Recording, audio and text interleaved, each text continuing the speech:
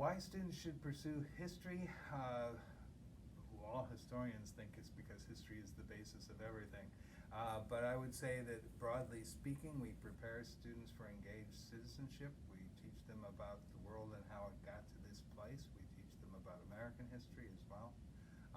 So that's a kind of basic ground for it. Above all else, we have a very special faculty that are deeply engaged in historical research of their own, that are innovating in terms of courses they develop and things like that, that are deeply engaged with their students.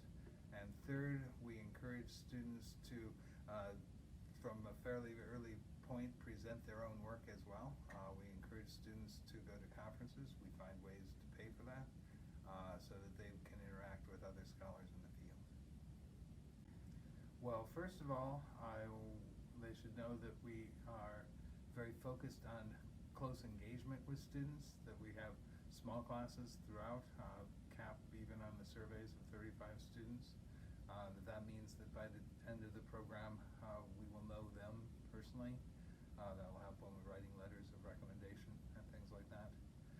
Second of all, that from the very beginning, we push students to actively do history, to engage with primary sources. So it won't, even in survey courses, it won't just be textbooks and lecture, it will be primary sources, the material of history that they'll be working with. The first point of engagement is the class itself, and our professors are accessible, approachable, here for students, even outside of class.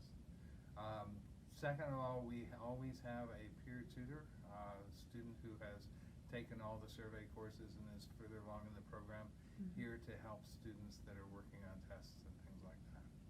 Third, we have a very active Phi Alpha Theta. That's a history honorary association, and they do a series of forums and talks and film series. We're going to have to figure out how to do that this coming semester,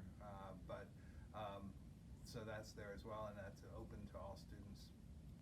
Don't take more than two world history courses at once. It's a big world, and they'll get confused. But the second one, take good notes, be prepared in class, keep up with reading, things, just basic stuff like that. I wish everyone knew how much fun we are, how deeply engaged we are with this profession, how we work to develop courses that not only provide the basic survey material, but that innovate and provide interesting ways to access history, ranging from Kerry Wynn's work with digital history and digging into archives to present digital projects, to Kelly Araby's John Brown class, which is always a big class, or her Alexander Hamilton, which allows everyone to sing along.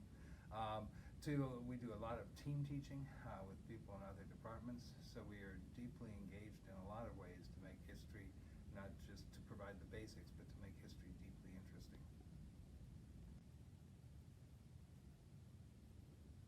So when you ask what our majors have done with our degrees, they've done pretty much everything. One of our major alumni donors, for example, is a vice president in the electronics company. A number of our majors have gone on into teaching history, on a graduate school in history, but museum studies is a big field these days, and a number of students have gone that direction. Library science is a big direction for history these days, and a lot of students have followed that pursuit. But, as you can see, with a history degree, you can do just about anything you want. And the reason for that is that history provides you with a good ground in critical thinking, a good ground in writing skills, a good ground in oral presentation, with which you can do pretty much anything. There are some things that are fairly natural. There are a lot of people that go to law school from history. There are a lot of people that go to museum studies or library science, but the world is your oyster.